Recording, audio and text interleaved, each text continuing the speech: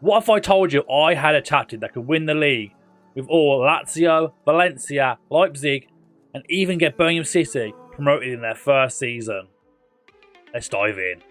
Hello all and welcome back to the channel. Of course, if you're new around here, I am Murph FM, and this is our tactics that we bring every couple of weeks to you, something that really works within FM23. And today we're starting things off with Lazio.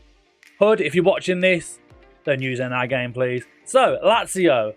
They're a team that probably shouldn't be winning the league in their first season, but when you got someone the likes of Ciro Immobile, there's always that consideration that he could do the job for you and take you all the way. And within this game, he has very much done so. You see within this season, in his 38 appearances, he got 33 goals, 10 assists and 8 Player of the Match awards with a 7.61 average rating. I mean, you can see the overall at the very bottom of the here as well here. In 48 games, in all competitions, he got 43 goals, 10 from the spots. Okay, that's only 10 from the spot, but still a very good return with 12 assists for a star striker in Ciro. But the big news came here as they topped Inter by just 1 point, only that 1 point in the end. But Lazio win the league within season number 1, no different transfers, just this tactic alone. Playing 38 games, winning 27, drawing 3 and losing 8, but scoring 113 goals on the way. Almost double what Inter below them in second place got. So if we dive into the squad view now, you can see some of the key players this season who got a lot of goals and a lot of assists. SMS, Milinkovic-Savic, you can see here, got a total of 26 goals in this formation. Zagani got 18 goals with 6 assists, same as SMS, 6 assists for him. And another 6 as well for Felipe Anderson with 14 goals for him. And not only to mention, Pedro, he's now injured for the end of the season, but in the season he got 25 assists for the season with 4 goals and 14 assists for Marcos Antonio in that midfield role. So if anyone is watching the network game between myself and Hood Gaming, he is Lazio, I am Roma. This result really got to me deep. Of course, I am Roma within that save. You can see here, Lazio absolutely thumped Roma 6-0. And that wasn't the only one. The last game of the season, Lazio thumped Juventus 5-2 as well. Using this formation, it's clear to see this formation can bag a lot of goals. So you can see on screen now, we're going to go through some of the goals from that Juventus game. As Anderson brings the ball in, Zagani, SMS, Marcos Antonio, plays it back to Lazare, thumps it in, top bins, never a chance for the Juve keeper. Of course, in this game you can see as well, Lazio did get a red card within this game as well. So winning 5-2 with 10 men is not a bad return at all, as Zakanji this time comes through, dinks it around the keeper to make it 2. But of course, it's in Europe and the Coppa Italia where they didn't do the business, going out to Porto in the Europa League and losing out in the Coppa Italia to Juventus in those quarterfinals. But that's enough for Lazio. Let's dive into the next team, as we're going to go check out Birmingham City.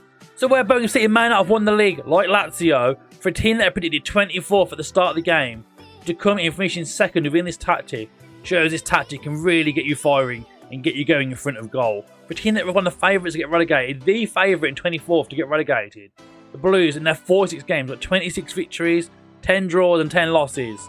Not a bad return, getting 73 goals, only a few less than champions Norwich. But of course, in the squad view here, we get some of the big returns from this season. Troy Deeney bagging 28 goals in the Championship. Not bad for the 34-year-old striker at this point of his career.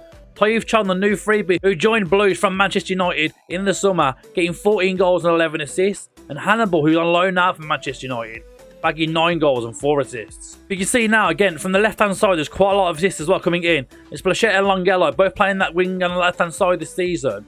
A lot of minutes for them, both bagging 8 and 7 assists as well. We've mentioned Chong's 11 already, and a few more. Bakuna, Jordan James getting some first-team football, getting 4 assists as well, which is good to see, with the youth players from Blues getting in that first team. But in terms of other competitions, it didn't really work out for the Blues. In the 4th round, they lost out to Queen's Park Rangers, and the Carabao Cup this time round, in the 3rd round, losing out to West Ham United. But some of the bigger results came late on in the season. You can see here now, it's one from a set piece. Austin Trusty on loan from Arsenal, bagging the first one in a 4-0 victory over Blackpool. Deeney from the spot. Doesn't really help the tactics so much in that one, but again, it's nice to see him put it away, of course. And with this one, they got Bielik here, plays it into Jordan James. We mentioned the youngster who's been playing first-team football.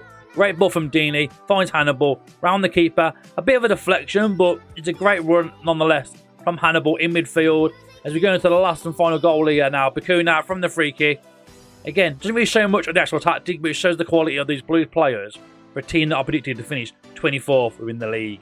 So let's dive in now and go see the next team within this tactic test, as we're going over to Germany to go look at Leipzig. So our next team look at now is Leipzig. You can see there on the left hand side of the screen. They won the Bundesliga with 79 points, toppling Bayern by 3 points. We're going to look at the competitions firstly though. We dive in. Champions League, knocked out by Man City. Kind of an expected one against Man City. You don't really expect them to beat them. The Pokal not going so well though in the third round, being knocked out by Hoffenheim. But the DFL Super Cup, they did get runner-up in that one.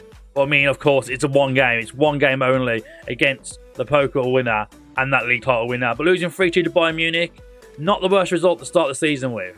But let's dive in a little more into this league form. You can see now to 34 games, Leipzig won 24 of them, drawing 7, only losing 3 all season. 64 goals, so Bayern did get more goals than them, but the goals against was better. Defensively, Leipzig did better than Bayern this season, only conceding 24 to Bayern's 26. But some of the big results you can see now on this side of the screen was beating Bayern this season. Goals from Werner, Dani Olmo and Slosby beating Bayern Munich's goals. Thanks to goals from Muller and Delic, it was not enough for them. And at the home game, we beat Bayern Munich. But after drawing 1-1 with Bayern Munich, the game before the last game, the pinnacle game of the season, this was the last one as I took on Schalke. And I mean, it was an absolute 4-0 battering. Nkunku with the first here. You'd have fought against Schalke. Leipzig should be beating this sort of time anyway, regardless. So it was a great result. But again, that point against Bayern Munich was key. If they lost to Bayern Munich, they probably wouldn't have won the league. The pass from Rahm here, back inside to Slosby, across goal, keeper's in no man's land, nowhere near it. After half hour, 2-0 up. Well, at this point we thought the league is done. And it just kept going. Simakan cuts back inside here, you can see here. Ball over the top, through to Slosby, heads it down. Timo Werner's getting there first. Keeper misses it completely. Makes it 3 just before half time. And then with a few minutes to go, Klostermann collects the ball here. Chips it over the top, finds Werner, through on goal again. Bags it home. A 4th goal for Leipzig. And the league title confirmed. With Timo Werner taking the golden boot on the last day away from Nils Peterson and Serge Gnabry. So some key players throughout the season. We've already mentioned Timo Werner bagging those 28 goals and then 4 assists. But Nkunku getting 10 with 6 assists, you can see there as well. Andre Silva, limited appearances this season, didn't really play so much because of Werner being so good up front for us this season. But 10 goals for him. And Dani Olmo getting 12 assists and 7 goals.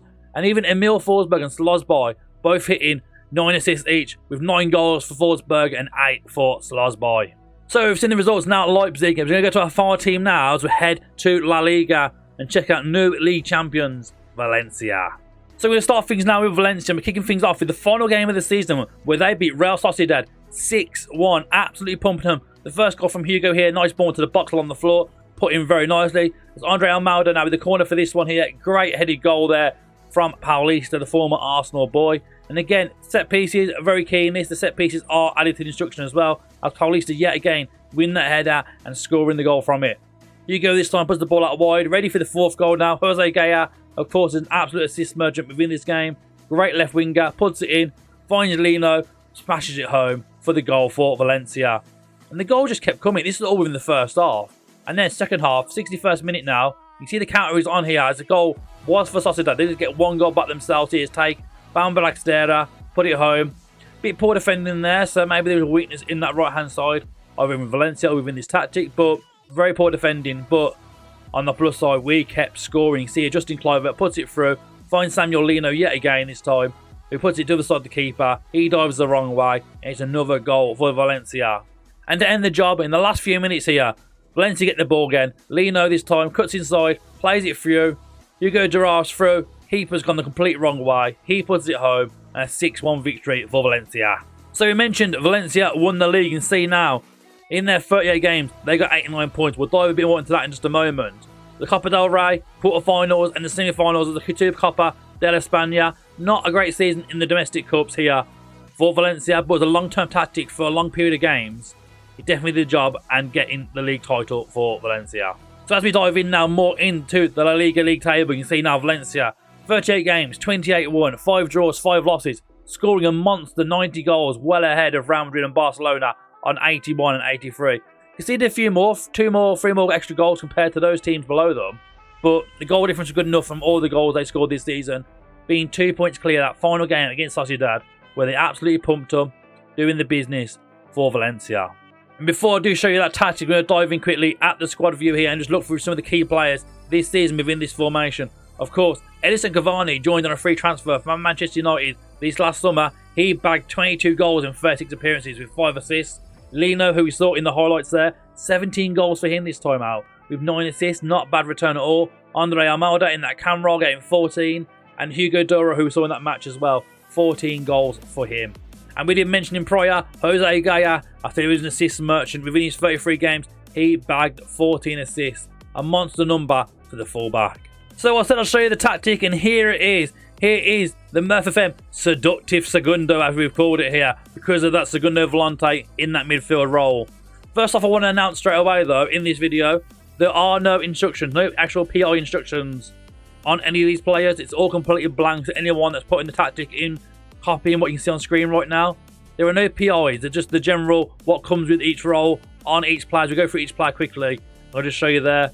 There is no PIs on any of these roles, so just put them in and use the roles as suggested here. So you can see now, we have our keeper on a sweeper, keeper on attacking duty here at the back, and your back four here with 2 wing backs on attack. Both of those wing backs crucial to getting the ball forward and up those lines, and 2 ball playing defenders at the back. Nice and simple, no PIs. You can dive into midfield. A DLP on support through the middle with that Volante, who we've mentioned, so important, making those runs from deep into this space here, supporting the shadow striker, acting kind of as that extra winger here, making those runs from deep. We go to the right hand side with an inside forward and support here with Justin Clover playing that role within this save. Almeida now as a shadow striker again. He's been very important this season. You've seen what he's done in terms of goal this season. 14 goals from shadow striker is not a bad return. And you have 2 advanced forwards on this striking duty. Samuel Leno and Cavani attacking advanced forwards, both up there, controlling the front of the pitch.